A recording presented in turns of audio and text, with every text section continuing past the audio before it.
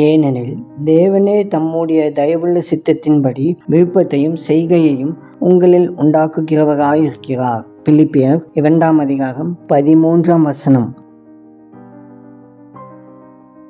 இன்று பலரும் மற்றவர்களிடம் செயல்படுகின்ற திறமைகளையும் வரங்களையும் அவர்களும் செயல்படுத்த முயன்று தோல்வி அடைந்தவர்களாக காணப்படுகிறார்கள். நம்மை படைத்த தேவனுக்கு நம்மால் எதை செய்ய முடியும் என்பது தெரியும். நமக்குள் விருப்பத்தை கொடுத்து நம்மை செயல்பட வைக்கிறவரும் அவரே.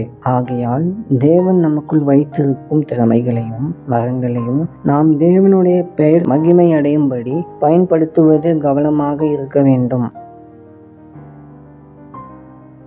அன்பின் பரலோக தகப்பனே, ஜீவாதிபதியே, ஜெபத்தை கேட்கிறவரே, மாம்சமான யாவருக்கும் தேவனே, உம்மை வாழ்த்துகிறோம். இந்த புதிய நாளுக்காக உமக்கு நன்றி செலுத்துகிறோம். ஆண்டவரே, நீர் எங்களுக்கு தந்திருக்கிற வரங்களையும் தாளந்துகளையும் உமது பெயர் மகிமைப்படும்படி பயன்படுத்த எங்களுக்கு கிருபை தாரும். நாங்கள் எப்போதும் உம்முடைய சித்தத்தை மாற்றம் செய்ய எங்களுக்கு உதவி செய்யும்.